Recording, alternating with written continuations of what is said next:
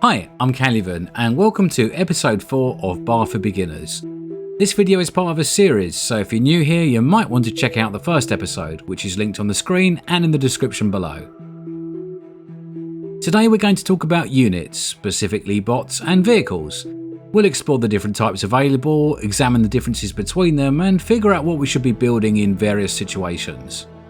So, first of all, Armada or Cortex. They've got their own strengths and weaknesses, but they're both really good and you should totally play the one that you enjoy the most. Each has its own quirks, but at a standard level of play I think it's safe to call them comparable. Very generally, I would say that Core is a little more focused on raw fighting power, whereas Arm is a little more indirect. As an example, Cortex can build a metal extractor with a turret on top. Armada can build one that can cloak. They're both designed to protect your metal extraction, but they come at the problem from a slightly different direction. It's the same with long-range weapons. Core has got access to a tactical missile launcher that blows stuff up. Arm has got access to an EMP missile launcher that disables stuff so you can blow them up with something else. The choice between the different factions is often based on the strength of one or two units in certain situations. You find Core is often preferred in the air role in team games as it gets access to the Shuriken, a T1 EMP drone that can be very helpful in the early game by disabling any units that breach the front line. Although Arm has a slightly easier time with cheaper wind turbines. It's all a bit 6 of one and half a dozen of the other, and honestly, if you're too new to the game to know which one to use, then chances are that you'll perform better with whatever you're most comfortable with. Once you've picked a faction, then your next choice will probably be bots or vehicles. There are two right choices here and one wrong one. Bots are great, vehicles are great, but don't try and do both early on in the game. It costs a combined 3,500 metal to build a T1 and a T2 factory. That might not sound a lot over the course of a game, but it's a huge amount in the segment of a few minutes that it takes to switch. 3,500 metal is enough to build a big bunch of units, upgrade 5 of your metal extractors or almost complete a fusion plant.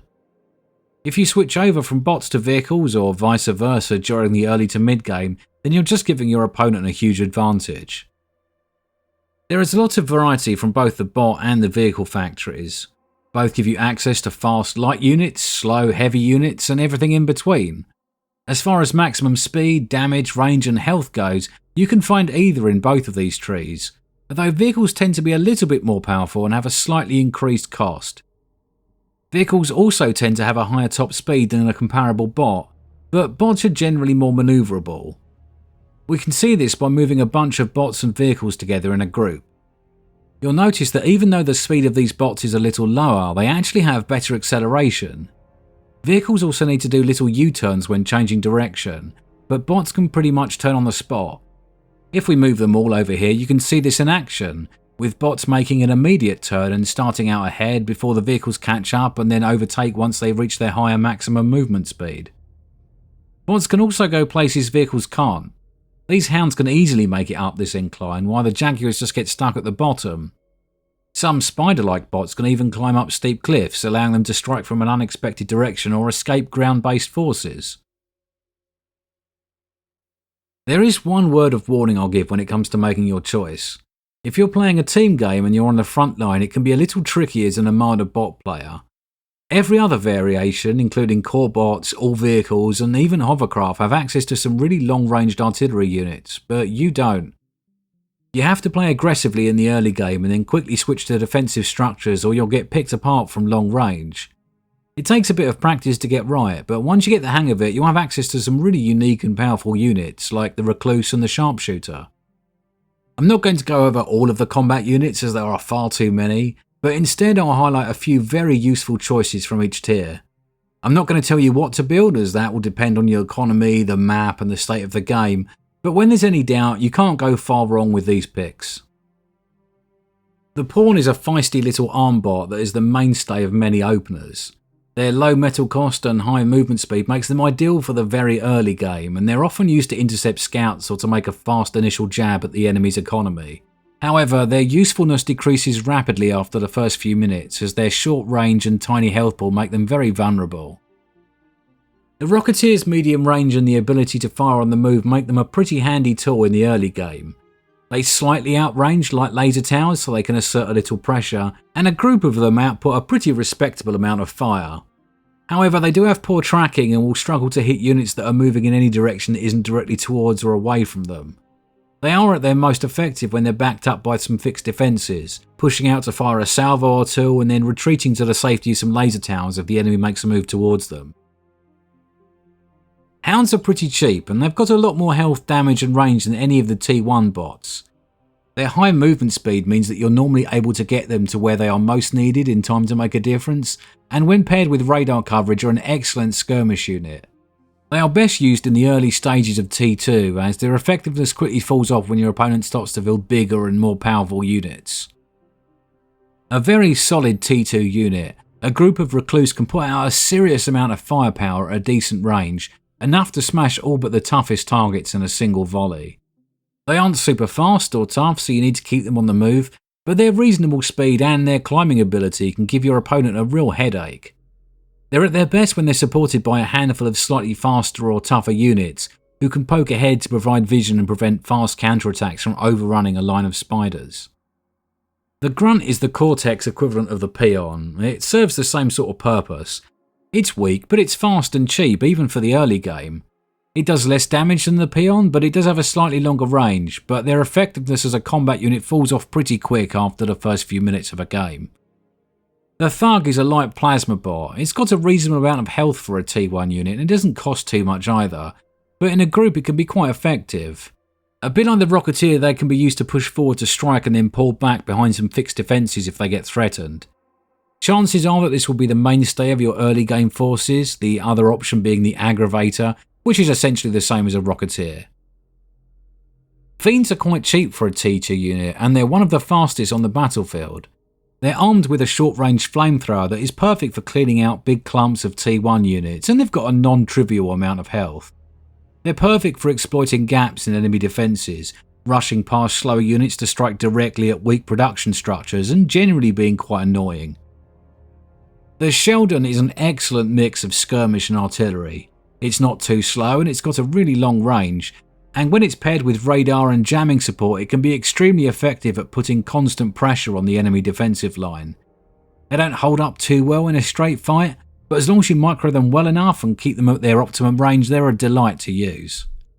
There isn't much to say about the Stout, apart from the fact it's a tank and it performs exactly how you might expect a tank to perform. It's got a good mix of health, firepower and speed, and it's a reliable go-to unit for many situations. Best used when supported by frontline combat units, the Shell Shocker is adept at picking off stationary targets from a distance.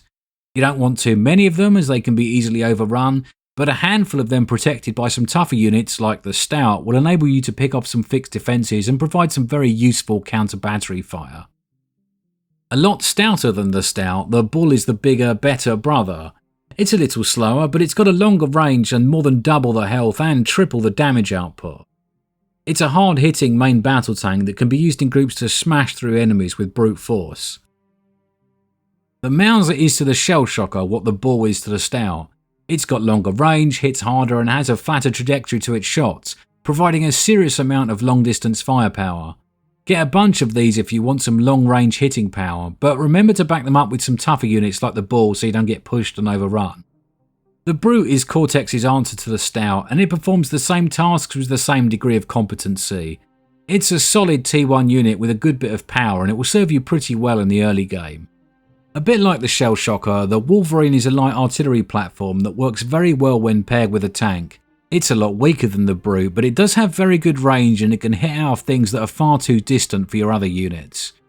It's excellent at striking the enemy's static defences and then retreating back behind a shield of friendly units or defensive structures whenever it's threatened. The Tiger is another pretty solid tank. It does less damage than the Bull, but it's got more health and is cheaper to produce. It's essentially a T2 version of the Brute and it's a pretty good all-round armoured combat unit. It does lack a bit of range, so it will need a bit of support from artillery units so it can hold its ground.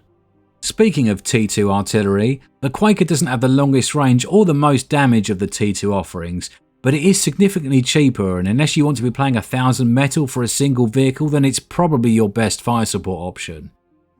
Use it in the same way you would the Wolverine. put pressure on your opponent's defensive line, and then withdraw it behind your Tigers if it gets threatened. These units aren't the best for everything, but they are all pretty useful and are probably a good place to start. I've highlighted some balanced multi-purpose units, but as you get more experienced with the game, try mixing in some others like sharpshooters, starlights, arbiters, or negotiators.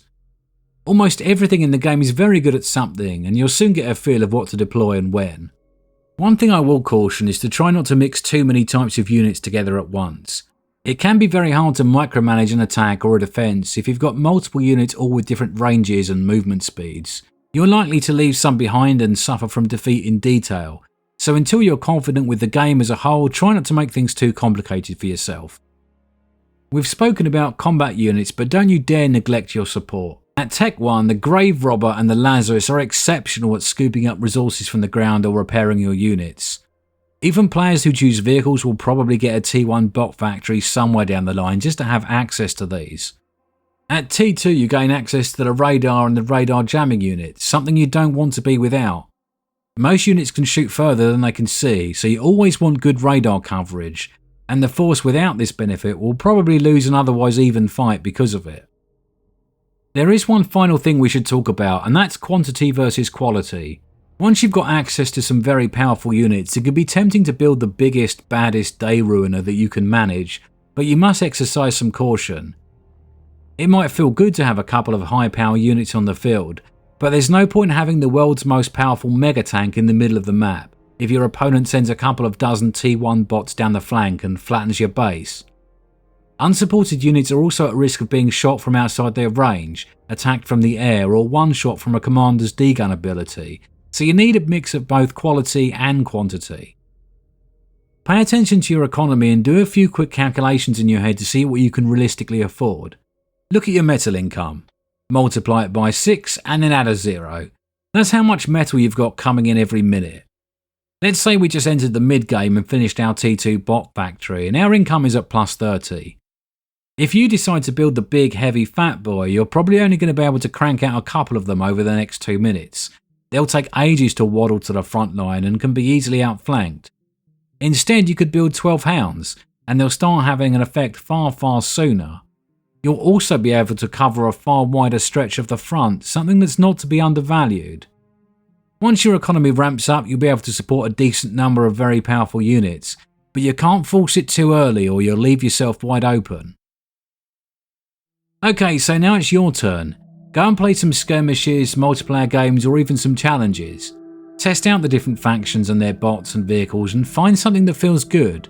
Once you get a bit confident with one combination, try another, and you'll be able to know pretty quickly if it works for you or not. In the next episode, we're probably going to look at the frontline team position, but for now, good luck in your games and don't forget to enjoy yourself.